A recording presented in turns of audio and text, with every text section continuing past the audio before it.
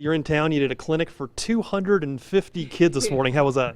It was truly amazing just to be around that many kids. I didn't realize it was 250 until they lined up and wanted autographs. There was so many.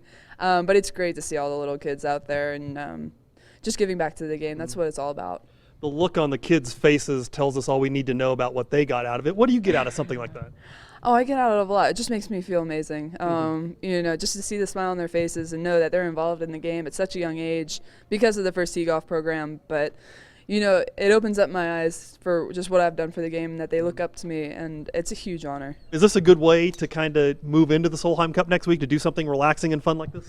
Yeah, it definitely is. To be around all those little kids making me feel good about myself. And, it just makes me feel great just about my game and just what I've done for the game. But, I'm super excited for next week. I mean, I don't think I can be any more excited. I haven't gotten much sleep just because I want this week to start and start practicing with my teammates and being out there.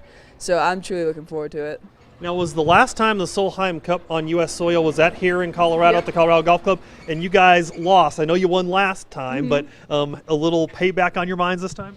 Yeah, I mean, hopefully. We had a great week there in Germany 2 years ago. We played amazing and had a strong comeback into the final match that last day. But yeah, we have a great team this year like we have in the past years, and a very positive energy. And with Julie Inkster as our captain again, it'll be a fun week.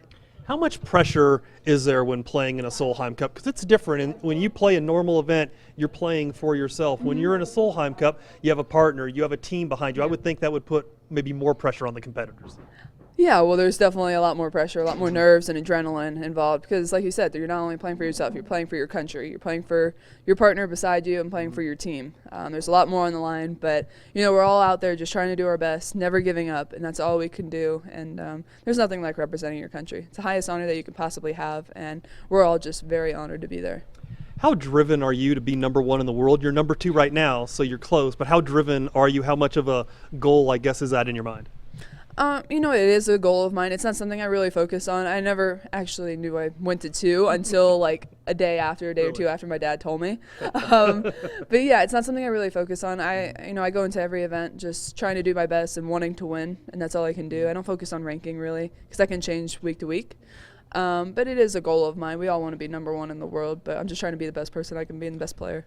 I'd be remiss if I didn't ask you about what happened earlier the year with the penalty and the rules violation. When you look back on that, how do you look back on it? What do you take away from that whole experience? I haven't been looking back on it. It is a learning experience, obviously. Unfortunately, it happened. But I learned a lot about myself and how strong of a competitor I am coming down those last 5-6 holes, coming back with those 2 birdies. And like I said earlier, just my fans helped me get through that, and I've grown so many fans because of it, unfortunately, but just to see the support from my fans, it meant so much to me. So you learned something about yourself. You mentioned the 2 birdies you made after that and the reaction the fans gave you.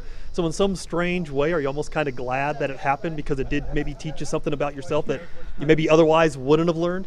I wouldn't say I'm glad that it happened. That it's always been a dream of mine to win that tournament. I won it in 2014, and it's my favorite event of the year. I love it. Besides, obviously, Solheim Cup, those are my favorites. But just that tournament in general, the fans are unbelievable there, and just the area, it's just a very relaxing week, and I usually have my parents there, so it's always nice. But yeah, I did learn something about myself. Unfortunately, it was the hard way. When you come to a place like Colorado, you're going to play a few holes here this afternoon. You played out here in the Solheim Cup. Everyone knows the ball goes further in Colorado. So, I mean, my friends who live in Charlotte, they love to come out here because they hit the ball further than they ever have. So are pros like that, too? I ask every one of you guys when you come into town, do you enjoy coming to Colorado and seeing yourself hit the ball further? Well, I think I hit it plenty far enough, but it's hard coming here because then I have to do 10%, sometimes 20% to my yardages. So there's a lot more thinking involved and thinking how far the shot's going to go and trusting a club that you would never take from a certain yardage. So it's something that you kind of have to practice and be here a few days before if you have an event here. But I'm excited to be here again. So what do you think you carry the ball out here in high altitude? Do you have any idea? Well, in Florida, I carry about 250. I would say at least probably 260 here. Yeah, maybe at least. Probably more. I'm not sure. We'll find out today once I play a few holes. Well, based on that, I'm not going to try to outdrive you. I wouldn't.